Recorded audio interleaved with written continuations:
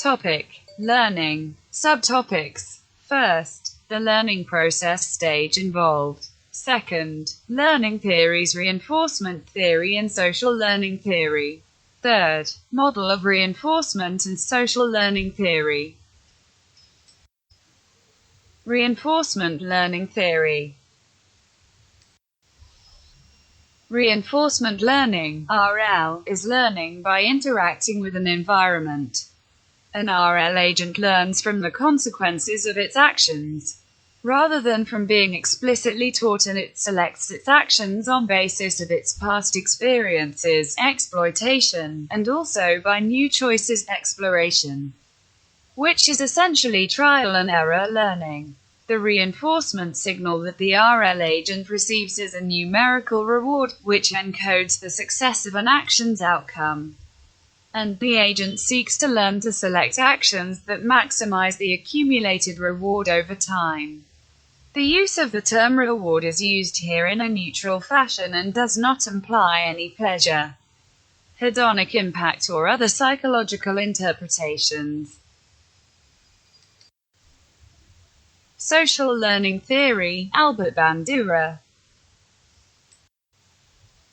The social learning theory of Bandura emphasizes the importance of observing and modeling the behaviors, attitudes, and emotional reactions of others. Bandura, 1977, states, "Learning would be exceedingly laborious, not to mention hazardous, if people had to rely solely on the effects of their own actions to inform them what to do. Fortunately, most human behavior is learned observationally through modeling. From observing others, one forms an idea of how new behaviors are performed, and on later occasions this coded information serves as a guide for action." p. 22. Social learning theory explains human behavior in terms of continuous reciprocal interaction between cognitive, behavioral, and environmental influences. The component processes underlying observational learning are 1. Attention, including modeled events, distinctiveness, affective valence, complexity, prevalence, functional value, and observer characteristics, sensory capacities, arousal level, perceptual set, past reinforcement. 2. Retention, including symbolic coding, cognitive organization, symbolic rehearsal, motor rehearsal. 3. Motor reproduction, including physical capabilities, self-observation of reproduction, accuracy of feedback, and 4. Motivation, including external, vicarious and self-reinforcement. Because it encompasses attention, memory and motivation, social learning theory spans both cognitive and behavioral frameworks. Bandura's theory improves upon the strictly behavioral interpretation of modeling provided by Miller and Dollard, 1941. Bandura's work is related to the theories of Vygotsky and Leib, which also emphasize the central role of social learning. Example of social learning theory.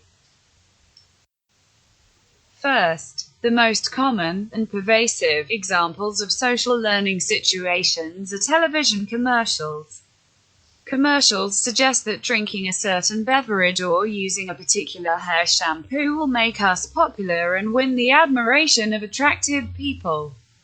Depending upon the component processes involved, such as attention or motivation, we may model the behavior shown in the commercial and buy the product being advertised. Second, for example, children and adults often exhibit learning for things with which they have no direct experience. Even if you have never swung the baseball bat in your life, you would probably know what to do if someone handed you a bat and told you to try to hit a baseball. This is because you have seen others perform this action either in person or on television. Application. Social learning theory has been applied extensively to the understanding of aggression, Bandura, 1973, and psychological disorders, particularly in the context of behavior modification, Bandura, 1969. It is also the theoretical foundation for the technique of behavior modeling, which is widely used in training programs. In recent years, Bandura has focused his work on the concept of self-efficacy in a variety of contexts. Core concepts of social learning theory. There are three core concepts at the heart of social learning theory. First is the idea that people can learn through observation. Next is the notion that internal mental states are an essential part of this process. Finally, this theory recognizes that just because something has been learned, it does not mean that it will result in a change in behavior. Bandura goes on to explain that fortunately, most human behavior is learned observationally through modeling. From observing others, one forms an idea of how new behaviors are performed. And on later occasions, this coded information serves as a guide for action. Let's explore each of these concepts in greater depth. First, people can learn through observation. One of the best-known experiments in the history of psychology involved a doll named Bobo. Bandura demonstrated that children learn and imitate behaviors they have observed in other people.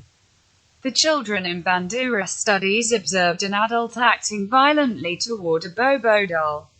When the children were later allowed to play in a room with the Bobo doll, they began to imitate the aggressive actions they had previously observed. Bandura identified three basic models of observational learning. 1. A live model, which involves an actual individual demonstrating or acting out a behavior. 2. A symbolic model, which involves real or fictional characters displaying behaviors in books, films, television programs, or online media. 3. A verbal instructional model, which involves descriptions and explanations of a behavior. As you can see, observational learning does not even necessarily require watching another person to engage in an activity.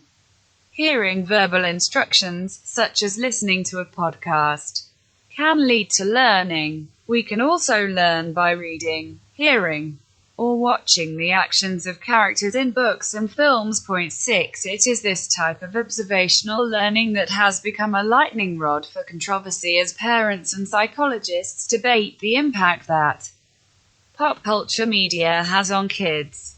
Many worry that kids can learn bad behaviors such as aggression from violent video games, movies, television programs, and online videos. Second, mental states are important to learning.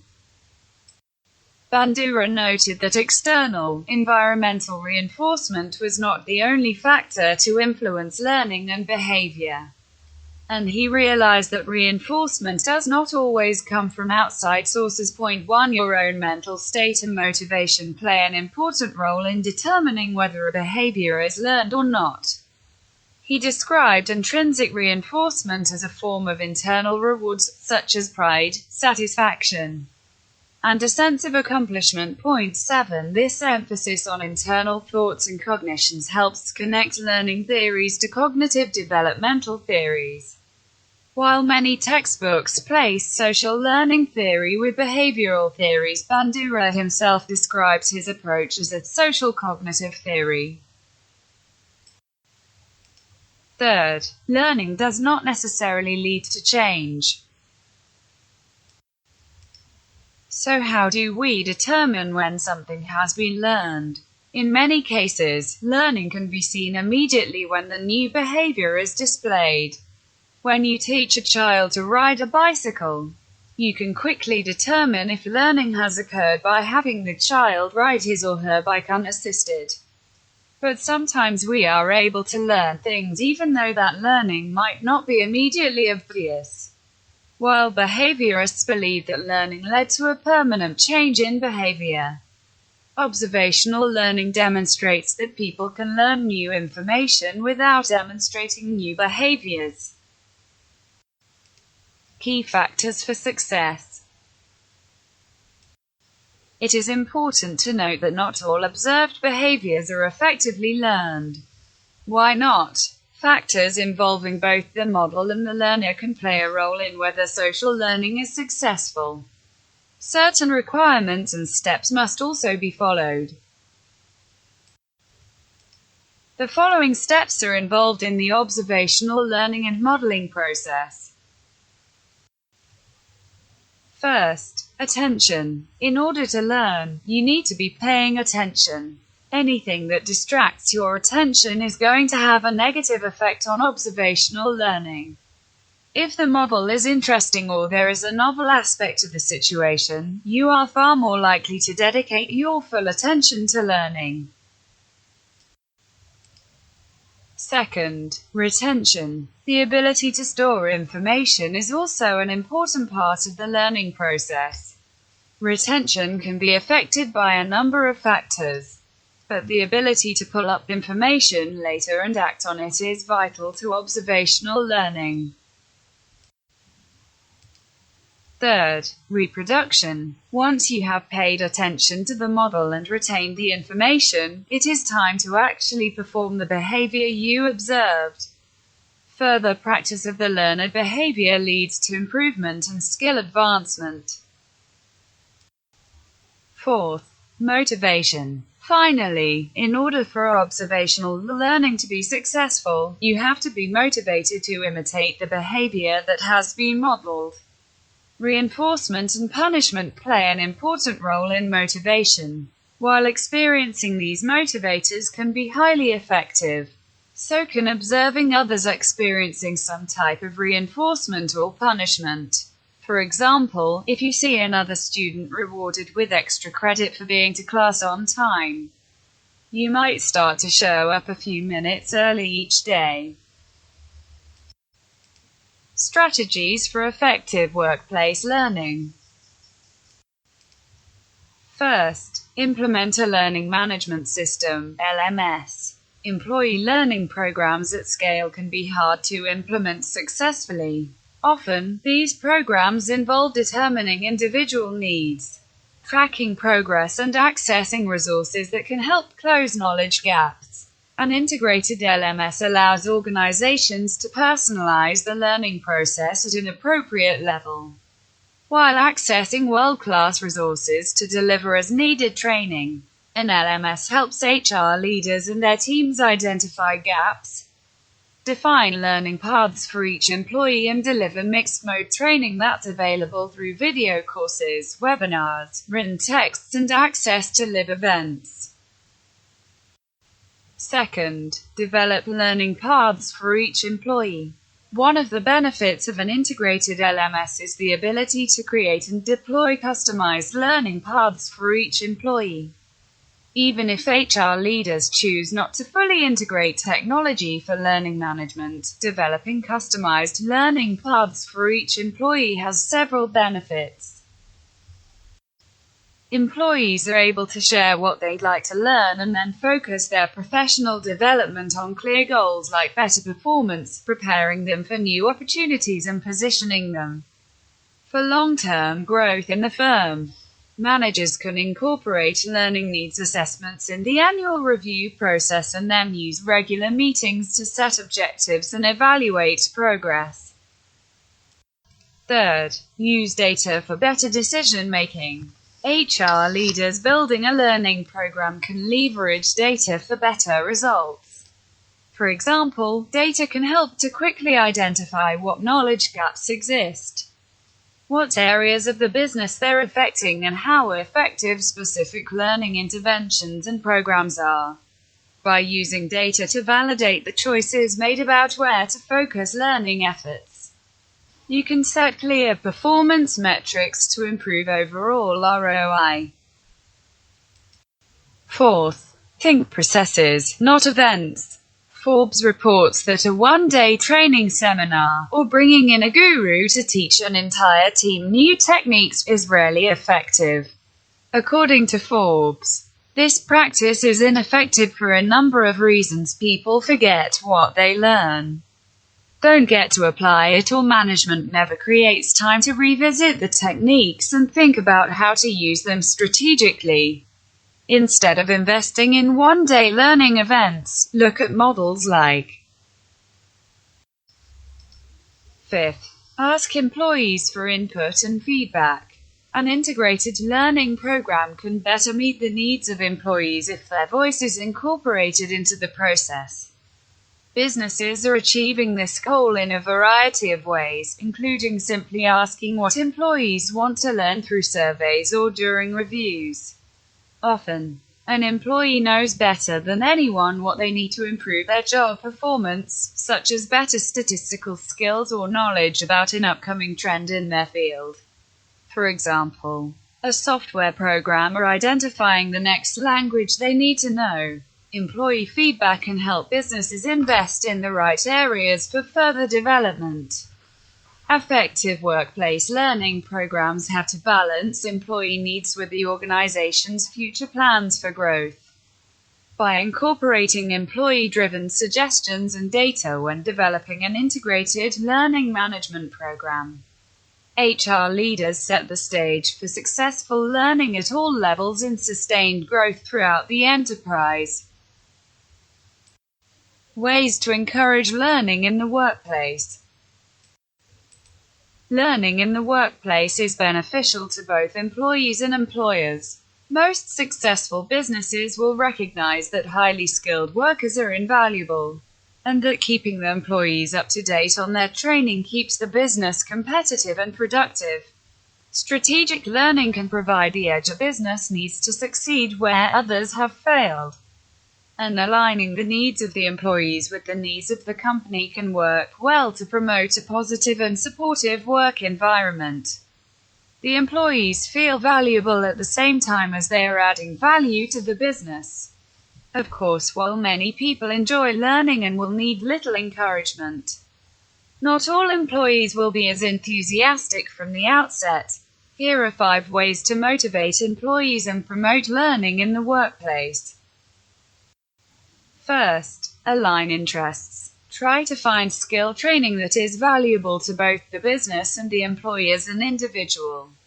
The benefits to the business are obvious, but employee motivation to learn will be much greater if they feel that their career progression is being taken into account. The training should teach them skills that will benefit them just as much in the long term as it does in their current role, and this benefit should be emphasized. Second, model behavior. Show initiative and take an interest in your own learning and continuing education. Seeing you take a proactive role in your skill development will make others far more likely to do the same. If you would like to have attentive and engaged employees who enthusiastically devote time and energy to ongoing training, then you should lead by example. This article explores more fully the advantages of leading by example. Third, coaching and mentoring. It is important that employees feel they have support, and that they have somebody they can turn to if they have questions or concerns about their learning.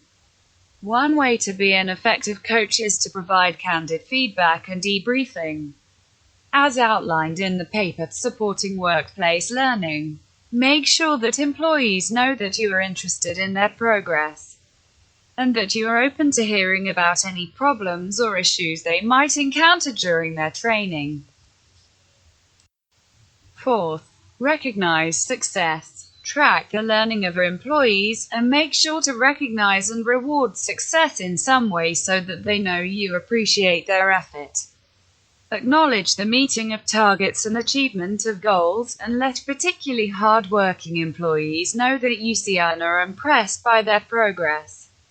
If you can tie these successes to tangible rewards, even better. Fifth, allow collaboration. It is no secret that often people retain information best after teaching it to somebody else. If possible, set up a time, perhaps a long lunch, during which employees can come together to help each other with any parts of their learning that are proving difficult. This gives them an opportunity to discuss the training among themselves, and will cultivate a sense of team spirit despite being at different stages of their individualized learning. New rules of workplace learning. Rule number 1. Fast, quick, convenient content. It is the age of rapid fire and frequent learning. This is the age of information. Knowledge doubles after every 12 hours. So, it is likely that at any point in time, some knowledge is uncovered that you don't know yet. Modern adult learners have a tough task ahead of them. They have to be on top of what's happening in their niche at all times. It is imperative that organizations fuel the learner's need for learning rapidly and regularly.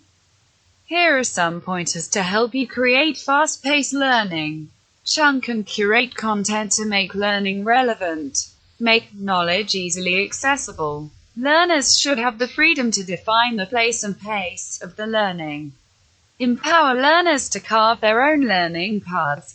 Create a design and put in place a technological framework that lets learners explore, find, and pull the solutions towards them instead of you pushing the learning down their throats. For instance, allow learners to skip learning modules that they don't want to take. Forget the linear way of imparting content. Remember, your learners are looking for just-in-time solutions. You need to give workers bite-sized modules frequently to fit into their workday more easily. Rule number 2. Go the Netflix way. Yes, you read right. Today's workplace learning must go the Netflix way too, or take cues from how Amazon engages audiences.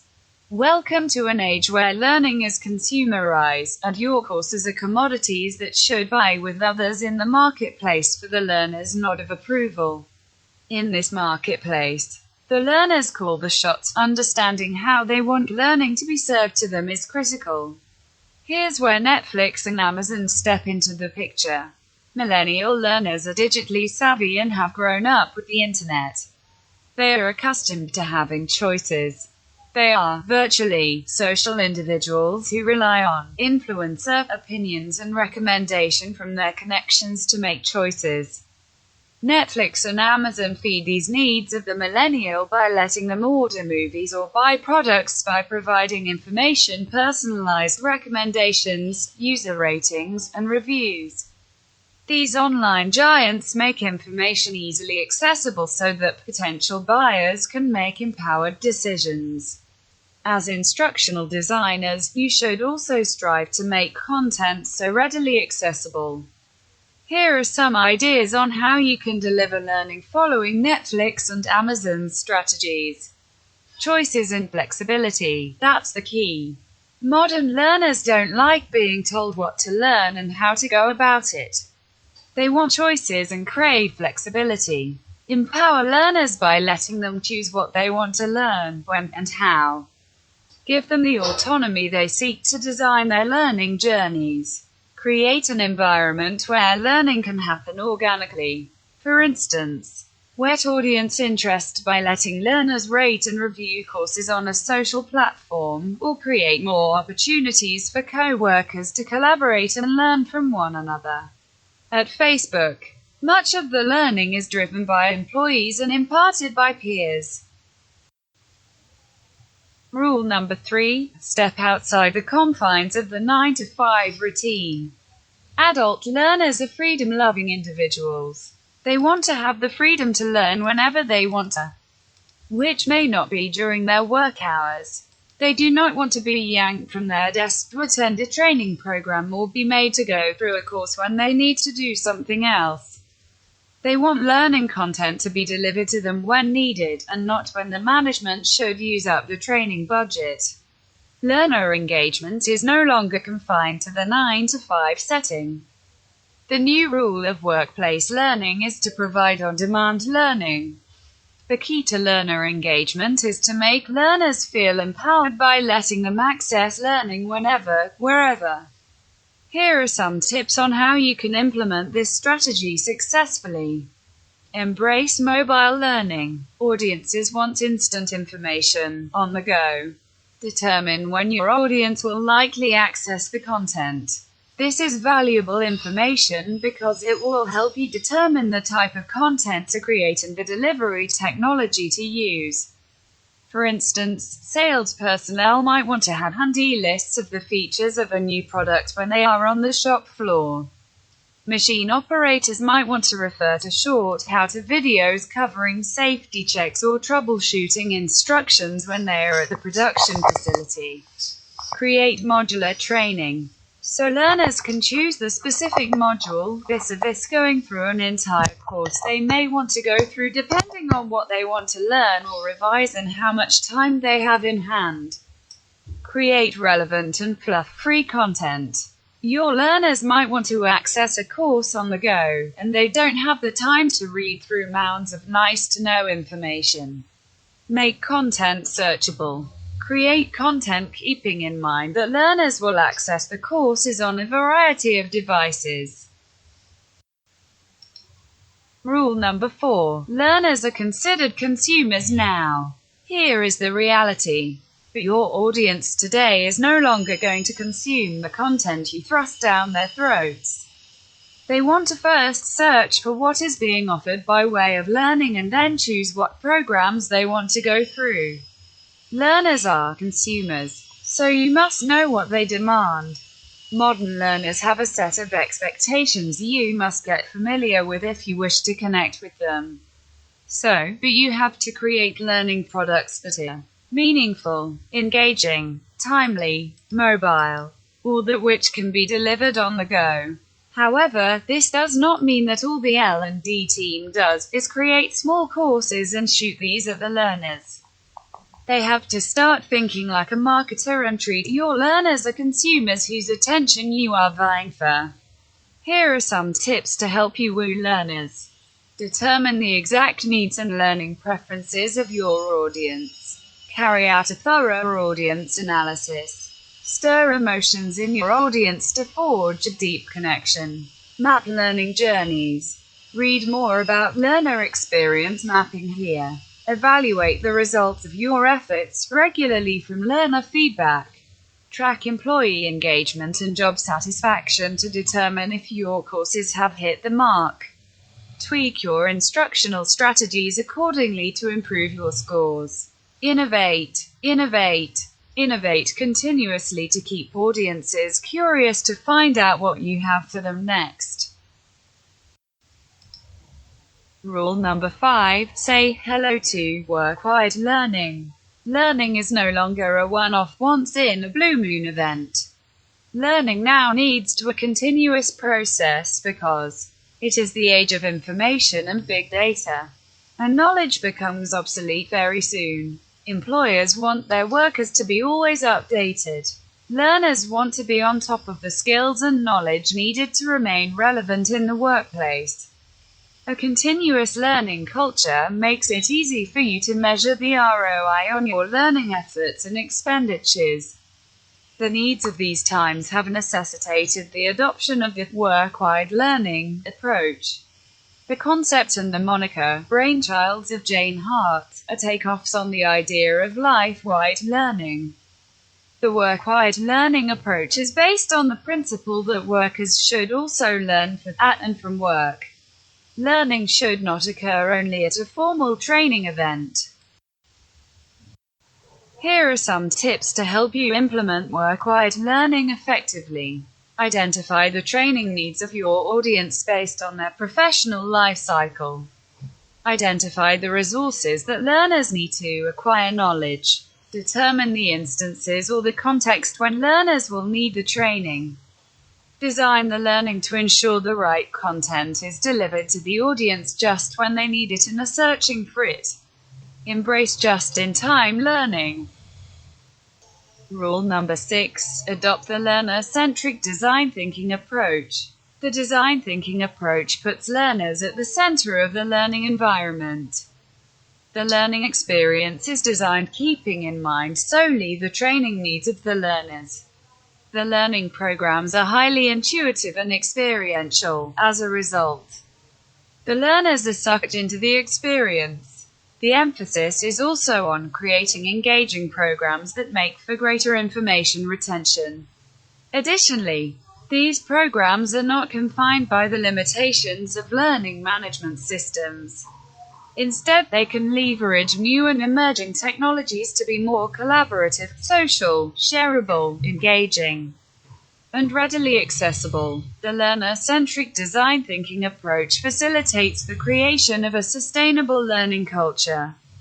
The design thinking approach is so effective and relevant in the context of modern workplace learning that brands have quickly adopted it. Nestlé, Qualcomm, and Decca's brands have successfully implemented the design thinking approach to create intuitive, engaging, and experientially learning courses. Rule number 7: trainers are now facilitators, curators, and mentors. The traditional role of the trainer has evolved.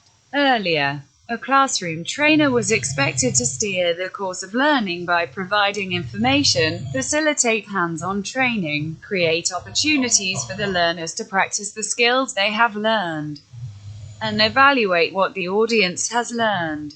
The trainer was in complete control of every aspect of the learning process: the content taught, the instructional methodology, which way the classroom interactions went, and how the learners were evaluated. But now, much of the control has shifted from the trainer to the learners. Learners now have the power to shape their experiences based on existing skills and knowledge and personal learning styles and preferences. And they expect the trainer to support them through the learning journey. So the modern-day corporate trainer has to wear many hats. Trainers have to be facilitators. They have to move beyond their traditional role of delivering content and instead be the gatekeeper to knowledge. Trainers have to be mentors. They can guide learners virtually by answering their questions on forums and in chat rooms. Trainers can also mentor learners, like new hires, on the job as the latter perform their workplace duties. For instance, trainers can be stationed in stores to coach salespersons as they interact with customers. Trainers have to be content curators. With the plethora of information strewn around the web, in the form of blogs, podcasts, videos, slides, and the like, it is not always necessary to create content from scratch. In fact, you may not have to create it all. Just direct the learners to the most relevant information. As content curators, trainers need not be subject matter experts. They just have to be aware of the content other people are creating, be able to judge the relevance and comprehensiveness of the information, repurpose it to suit audience needs, and share it with the learners. Trainers have to be content organizers. They have to make sure that the learning matter is easily accessible and searchable.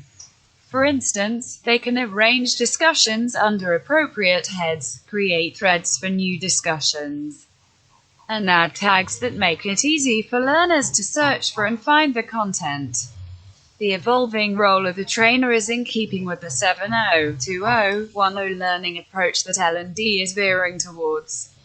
Today, more and more L&D leaders are opting for an instructional strategy where 70% of the learning is acquired on the job, 20% is provided by the mentor, and 10% is delivered in a formal training setting. Trainers need to be versatile. Factors are driving the changes in the corporate learning sphere. First, the rise of the millennial learner. The millennial learner has been instrumental in bringing about a sea change in the workplace learning environment. Millennials demand that they can direct their learning journey, so L&D professionals are compelled to design courses that allow learners the freedom they seek. Second, improved technology. The advent of improved technology enables progressive class to rethink and create programs that engage learners, facilitate the learning process, and effect a seamless transition of knowledge from the desk to the job. Technology has enabled adaptive and creative class to impact the bottom line of the organization. Third, the shift of priorities. The emergence of diverse complex technologies like mobile, social, and cloud tools has prompted a shift in priorities at the management level of organizations. The emphasis has shifted from developing learning strategies to exploring new and emerging technologies, according to Brandon Hall Group's 2016 Learning Technology Study. 4. Elevation of L&D's status to a core business development area. Finally, driving these changes is a paradigm shift in the way L&D is perceived in the greater order of organizational goals. Today, the learning function is regarded as a strategic business development area that facilitates leadership development and innovation by creating a culture of lifelong learning and collaboration. It is a practice that drives business growth.